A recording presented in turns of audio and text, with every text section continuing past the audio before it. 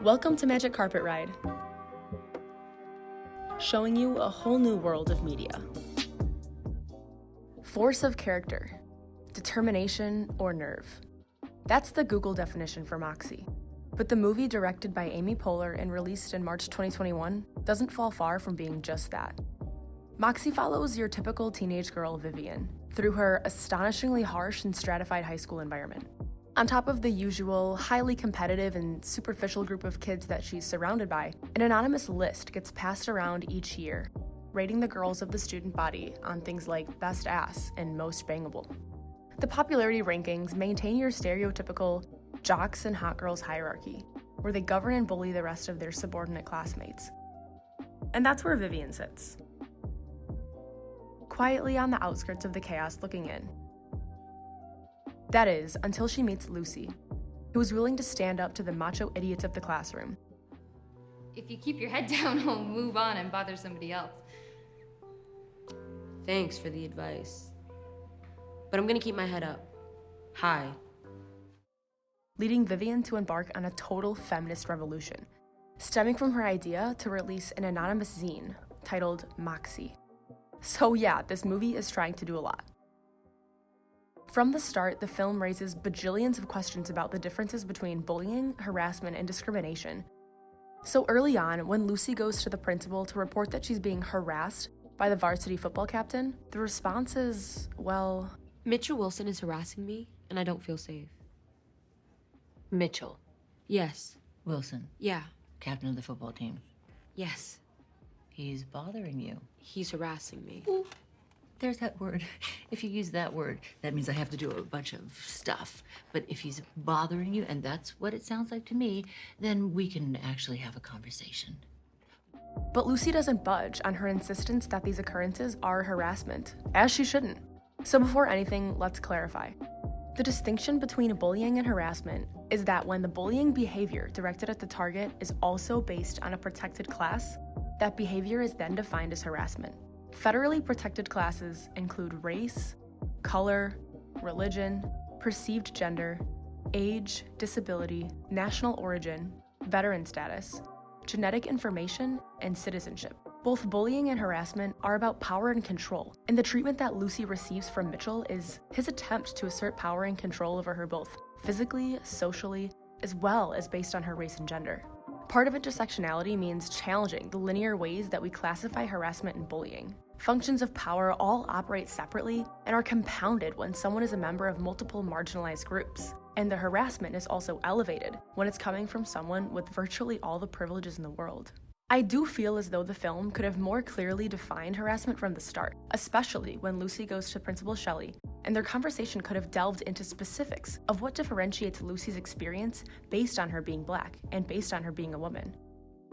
I mean, if the point is to learn about the American dream, we should be reading about immigrants, or the working class, or Black mothers, or at least someone who doesn't already have a mansion.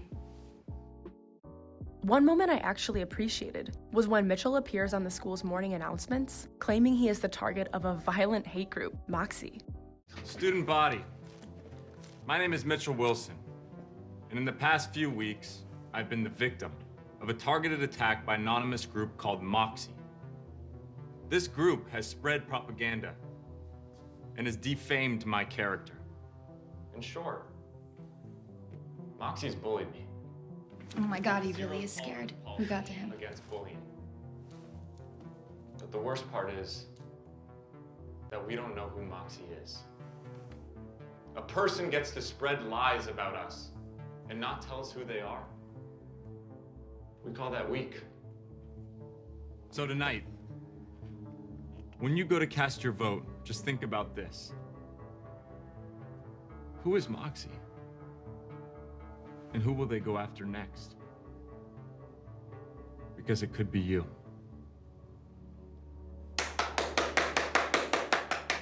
What Mitchell is doing here is a typical response from people of a privileged class when confronted with the message that they are causing someone harm. He denies his wrongdoing, attacks the girls attempting to confront him, and reverses the victim and offender roles.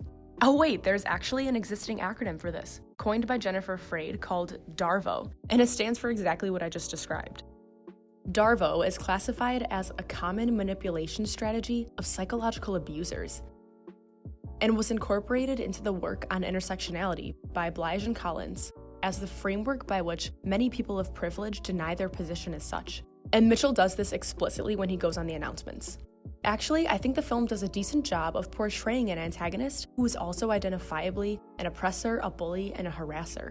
And it shows the mechanisms by which he attempts to perpetuate a stronghold on his position of power, including the scene where he demonstrates DARVO. Secondly, the use of zines signals a conscious effort by the creators to differentiate their core themes from those of traditionally high school-oriented comedic dramas, and instead brands it as one of political rebellion, especially since they draw directly from the zine-era rise of Riot Girl and Bikini Kill, where small batch reprints of hand-drawn personal testimonies in rebellion against the patriarchy swept, hand-passed, across the nation. If the movie does nothing more than educate and engage a generation of young girls on this niche information sharing mode, then it has done that, at least. And thirdly, the female gaze is presented in stark contrast to the male gaze, quite explicitly and early on. Okay, so obviously cinema is rooted in the expectations of women to be thin, white, and beautiful in order to please the male viewer. And while we have our fair share of these characters, Vivian's main love interest, Seth, caters directly to the growing interest of women in, dare I say, demasculinized men. Men who embrace femininity, whether by painting their nails, piercing their ears, recognizing the paternalism of chivalry. Ladies first? Or can I say that? Or do you want to go first? Yeah, thanks. Or engaging in feminist protest. For some women, an overly masculine man just signals to them that he's also probably overzealous about the traditional gender roles. I don't know, to me personally, I find I gravitate towards men comfortable enough in their sexuality and masculinity to also openly admire feminine things.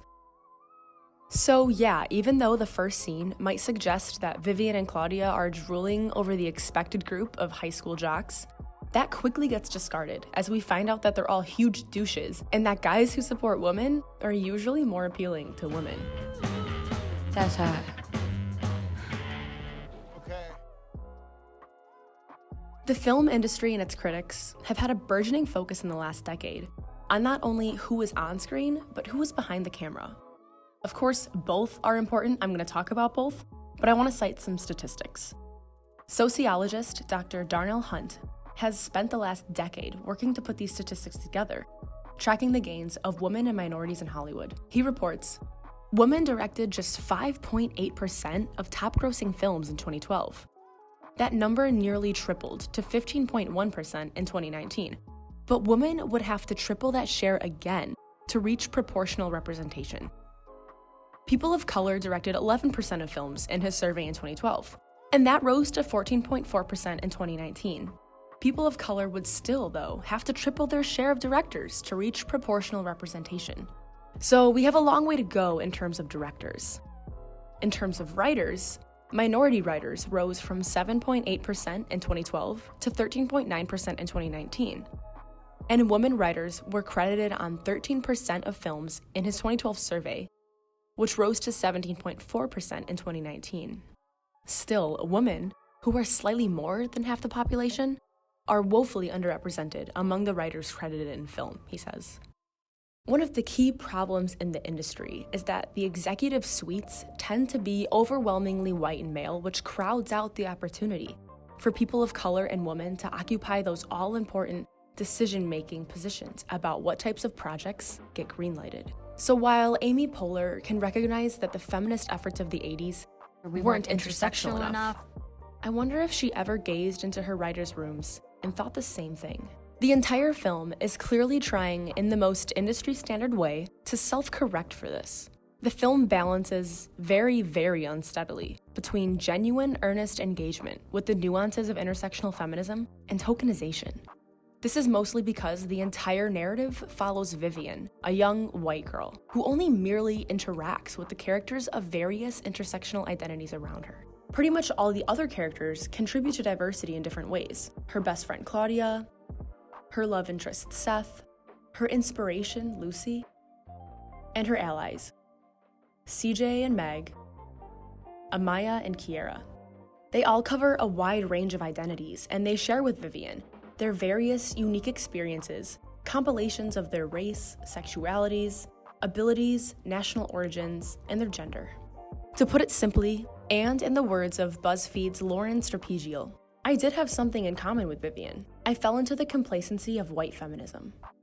My burgeoning politics were pretty basic and informed by what I now know was a narrow perspective. I could recite facts about the wage gap, but I didn't know how much worse it was for women of color. I complained about the standards for women's bodies, but I didn't know they were rooted in anti-Blackness. Lauren makes a really important point about this complacency and how Vivian grapples with it throughout Moxie. While she encounters it time and time again, she does not seem to explicitly learn anything from it. For example, You know what's also messed up? I don't like being voted best ass. You don't like it. Why? Because historically, Black women have been judged by their asses and their hair, and we are done with that. Period. how have they historically been judged? On what standards, and how exactly does that inform the way that we view Black women's bodies today? Vivian doesn't even ask these questions, and so the film doesn't get a chance to answer them. If you're going to have your attempt at an intersectional cast bring up these issues to Vivian, the next step is to show Vivian incorporating their feedback into her praxis, bringing these people into her inner circle to work on the Moxie zine, to organize school protests, or just to speak about their experiences in greater depth.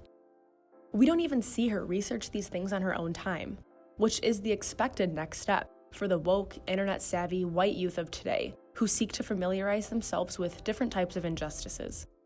And like NPR's Linda Holmes brings up in her article, there aren't any fat characters or discussions of the issues that fat teenage girls face. And in a film where you want to address harassment that teenage girls face at high school, this feels remiss to overlook. So the main problem that I have with Moxie is that Lucy feels like the real hard-ass of the story, but quickly falls into the background as Vivian takes the lead and leads in screen time. I often find myself asking this question while consuming media where other characters enter the plot with much more interesting backstories, much more likable personalities, or much more meaningful perspective and experience on the issues that the media is trying to produce commentary on. Why aren't they the main lead?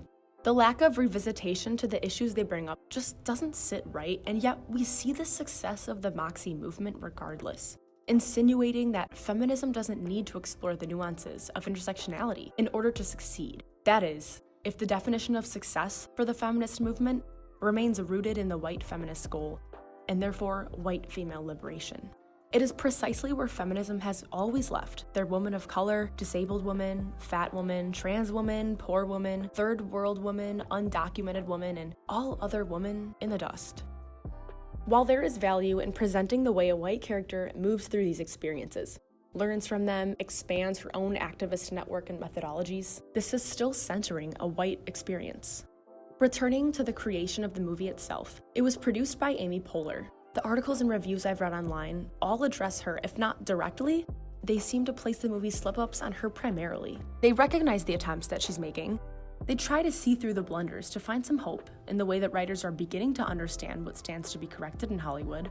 So if Amy Poehler has not objectively succeeded, if she's failed to do everything perfectly, then what should we learn from this? How should white women produce intersectional media? This isn't a rhetorical question. I ask myself this pretty much all the time. As a white woman, I feel really obligated to continually check for my whiteness while also using my experience in a subordinated group to align with the needs and the goals of those other subordinated groups. Especially considering the tension that remains between bringing women of color in to fill these gaps or bringing my own consciousness up to a point where I can do it myself. No matter what I add to the discussion, it won't be coming from a place of personally lived experience. And as long as I remain in the discussion, I continue to fill a space that could otherwise be delegated to a woman of color or someone of another marginalized identity. But then, once I fill that role by giving the responsibility to a Black, Indigenous, Latina, low-income, disabled, neurodivergent, or any other type of woman, I've just relieved myself of the responsibility to equitably do that work on my own. I think white creators treat their attempts to diversify their projects like missionary work. You start with a group of white people who build the foundation upon which the media will rise. Then you bring in diverse people to draft the plot which will navigate those experiences, but with the show's cast still in the back seat, not even driving or determining the mechanisms by which their own stories unfold. So as white creators, we've already failed, because we need the people that we attempt to represent to have a seat at the steering wheel to determine the trajectory of that media. Perhaps if the crew or creators for Moxie had been a little bit more diverse, the conversations I and many other viewers were hoping to encounter would have been expanded upon and discussed more in depth. But alas, the crew was as white as they've always been. For now, I can confidently say that white creators must discard this framework, and when bringing diverse people into their teams to work with, they need to provide a safe, thoughtful environment for their perspectives to be validated and then incorporated before anything else.